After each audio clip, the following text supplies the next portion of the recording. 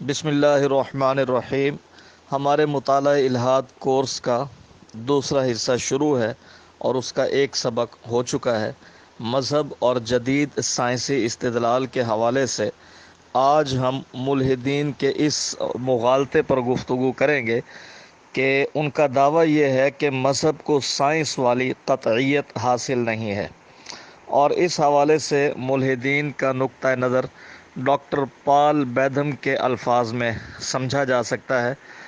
Faith and reason Manchester college Oxford کا تحقیقی general ہے، جس کے شمارہ نمبر 134 میں ڈاکٹر پال بیدھم کا ایک مقالہ شائع ہوا۔ یہ پروفیسر مطالعہ مذاہب اور علم الہیات کے محقق ہیں۔ اپنے مقالے میں وہ لکھتے ہیں کہ ایک مذہبی فلاسفر کی حیثیت سے میں یہ اعتراف کرنے پر مجبور ہوں کہ ایمان کو کبھی بھی سائنسی علم والی قطعیت کے درجے میں نہیں رکھا جا سکتا۔ ان کے الفاظ کچھ اس طرح سے ہیں: as a professor of religion I feel compelled to acknowledge that faith could never be placed on the same level of certainty as scientific knowledge۔ یعنی جس طرح سائنس ہمیں حقائق سے آگاہ کرتی ہے اور اپنے علم یعنی تصورات و نظریات کو تجربہ گاہ کے امتحان سے گزار کر حقیقت ثابت کرتی ہے، مذہب اپنے تصورات کو اس طرح ثابت نہیں کرتے۔ اس لیے مذہب اوہام جبکہ سائنس حقائق کا مطالعہ پیش کرتی ہے۔ اب اگر ہم ڈاکٹر بیدھم کے الفاظ پر غور کریں تو بنیادی طور پر ہمیں اس میں دو دعوے نظر آتے ہیں۔ ان میں سے پہلا دعویٰ یہ ہے کہ سائنسی علم قطعیت کے حامل ہوتے ہیں، اور دوسرا دعویٰ یہ ہے کہ مذہب کو سائنسی قطعیت کے درجے پر نہیں رکھا جا سکتا۔ تو ہم سب سے پہلے ڈاکٹر صاحب کے پہلے دعوے کو دیکھ لیتے ہیں، اس کا تجزیہ کر لیتے ہیں کہ سائنسی علم قطعیت کے حامل ہوتے ہیں۔ تو سوال یہ ہے، کیا واقعی سائنس سے حاصل شدہ نظریات اپنے اندر قطعیت رکھتے ہیں؟ ہم جانتے ہیں کہ سائنس کی بنیاد مشاہدات اور تجربات سے حاصل کردہ معلومات پر ہوتی ہے۔ اس میں بشری خامیوں اور کوتاہیوں کا امکان ہوتا ہے۔ تو سائنس سے جو ہمیں معلومات حاصل ہوتی ہیں اس میں بشری خامیوں اور کوتاہیوں کا امکان ہوتا ہے۔ ایسا ہرگز نہیں ہوتا کہ اس میں کسی قسم کی خامی اور کوتاہی کا امکان نہ ہو۔ تو سائنس کا نقطہ آغاز مفروضات ہائپوتھیسس پر ہے، جو مشاہدہ اور تجربہ کے مختلف مراحل سے گزر کر سائنسی اعتبار سے معقولیت سائنٹیفکلی ویلڈ کے زمرے میں آتا ہے۔ یہ معقولیت بھی قطعی ہونے کی بجائے درجہ امکان کی حیثیت رکھتی ہے، ڈگری آف پروبیبلٹی کی حیثیت رکھتی ہے۔ یعنی اس کی مثال یوں سمجھ لیں کہ یہ درجہ امکان میں ہوتی ہے، قطعی نہیں ہوتی۔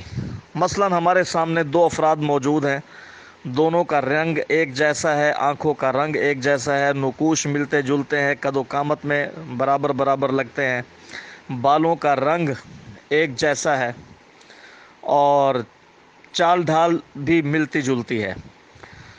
تو ہم اگر کوئی یہ دعویٰ کرے کہ یہ دونوں سگے بھائی ہیں تو یہ دعویٰ معقول تو ہے اور امکان بھی ہے کہ یہ سگے بھائی ہوں، لیکن یہ دعویٰ قطعی نہیں ہے۔ ہو سکتا ہے کہ وہ دونوں سگے بھائی نہ ہوں بلکہ چچا زاد بھائی ہوں، کزن ہوں۔ تو بالکل اسی طرح سے سائنس سے جو علم حاصل ہوتا ہے وہ یعنی درجہ امکان میں ڈگری آف پروبیبلٹی کی حیثیت رکھتا ہے اور قطعی نہیں ہوتا۔ سائنس چونکہ انسانی استعداد سے تشکیل پانے والا علم ہے، اس لیے اپنے میدان میں استنادی درجہ رکھنے کے باوجود یہ درجہ ایقان کو نہیں پہنچتا۔ جیسا کہ مثال میں نے آپ کو دے دی، یقینی نہیں ہے کہ وہ دونوں سگے بھائی ہوں، امکان بہرحال ہے۔ سائنس اپنے بیشتر معاملات میں قائم شدہ نظریات کو قول فیصل تصور نہیں کرتی۔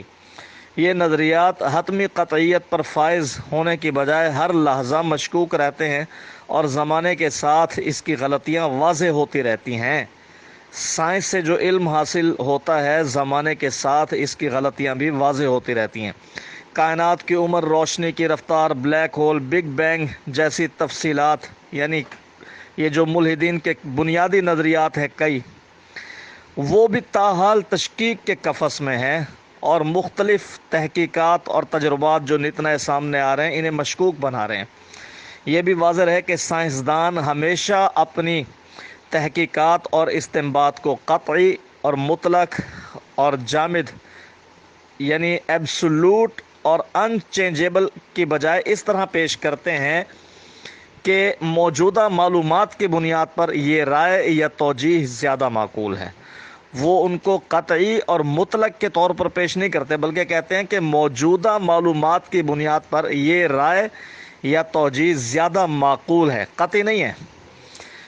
سائنسی تصورات میں عدم قطعیت کا اقرار خود سائنسدان بھی کرتے آئے ہیں، بلکہ ان کے نزدیک یہی عدم قطعیت دراصل سائنسی علوم کے ارتقاء کا باعث ہے۔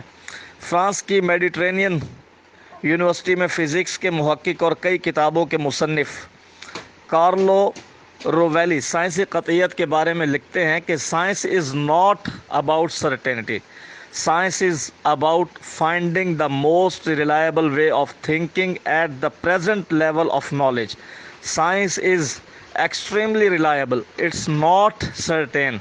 In fact, not only is it not certain, but it's the lack of certainty that grounds it.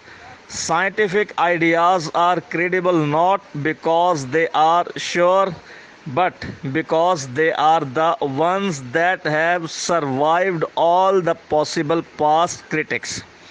Science کا تعلق قطعیت سے نہیں ہے، بلکہ دستیاب معلومات کی بنیاد پر نظریات کے قابل اعتماد ہونے سے ہے۔ سائنس یقیناً قابل اعتماد ہے، لیکن قطعی نہیں ہے، بلکہ قطعیت سے محرومی ہی اس کی بنیاد ہے۔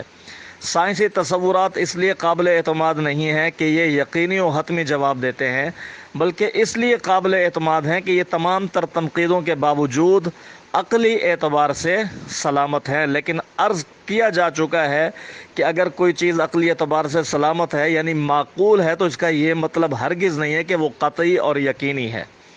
اور یہی بات مغرب کے مشہور فلسفی کارل پاپر نے اپنی تصنیف سائنسی دریافت کی منطق میں بھی بیان کی ہے، کچھ اس طرح کہ ہمیں سائنس کو ایک مجموعہ علم کی بجائے مفروضوں کے ایک نظام کے طور پر دیکھنا چاہیے، یعنی اندازوں یا توقعات کا ایک نظام جو اصولی طور پر تو قابل دفاع نہیں ہے، مگر ہم اسے اس وقت تک استعمال کرتے رہیں گے جب تک کہ وہ تجربے کی کسوٹی پر پورا اترتا رہے۔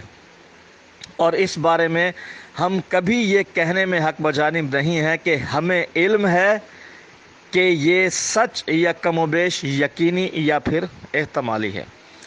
اس موقع پر ایک مشہور سائنسی اصطلاح سائنٹیفکلی پروون کی وضاحت بھی ضروری ہے، جسے بالعموم حقیقت کے مترادف سمجھ لیا جاتا ہے۔ یعنی اگر کوئی چیز کہی جائے کسی چیز کے بارے میں کہ سائنٹیفکلی پروون، تو اس کا مطلب یہ نہیں ہوتا کہ یہی حقیقت ہے۔ سائنس کے ایک ادنا طالب علم کو بھی اس بات سے واقف ہونا چاہیے کہ اس خاص اصطلاح سے مراد قطعیت کی بجائے کسی مفروضے کا سائنٹیفک میتھڈ سے گزر کر معقولیت تسلیم کرنا ہے۔ معقولیت تو ہوتی ہے اس میں، لیکن قطعیت نہیں ہوتی۔ یہ تسلیم شدہ تصورات اصول و ضوابط اور دستیاب معلومات کی روح سے تسلی بخش اور درست ہو سکتے ہیں، مگر انہیں صداقت کہنا، بلا جواز منطقی قطعیت کے درجے میں رکھ کر حقیقت مطلق ماننا اور پھر مذہب سے اس کا تقابل کرنا ایک بڑی غلطی ہے، اور ملحدین یہی غلطی کرتے ہیں۔ چنانچہ یہ بات سورج کی طرح واضح ہو جانی چاہیے کہ ملحدین کی طرف سے جس قطعیت کا مطالبہ مذہب سے کیا جاتا ہے، خود سائنس بھی اپنے بے شمار نظریات میں اس قسم کی قطعیت سے محروم ہے۔ دوسری جانب مذہب اسلام کا موضوع انسان اور پوری کائنات کا نصب العین ہے، اس لیے مذہب اپنے باب میں سائنس کی طرح مشکوک قطعیت پیش نہیں کرتا، بلکہ یقینی حیثیت پیش کرتا ہے۔ رہی یہ شرط کہ کسی چیز کو اسی وقت تک قطعی ماننا چاہیے جب تک کہ تجربات اور مشاہدات اس پر معقول تنقید نہ کر دیں، تو یہی بات قرآن بھی کہتا ہے۔ قرآن کی قطعیت کا ہر اعتبار سے امتحان لیا جائے اور اسے اطمینان کے بعد قبول کیا جائے۔ انسانی تاریخ شاہد ہے کہ نہ اس منبع علم یعنی قرآن کی قطعیت کبھی چیلنج کی جا سکی، اور نہ ہی اس پر کوئی ایسی تنقید ہو سکی ہے جو اسے باطل ٹھہرا دے۔ تو آج کے ہمارے سبق میں ملحدین کا یہ مغالطہ زیر غور یا زیر گفتگو آیا جو وہ کہتے ہیں کہ ایمان کو کبھی بھی سائنسی علم والی قطعیت کے درجے میں نہیں پرکھا جا سکتا۔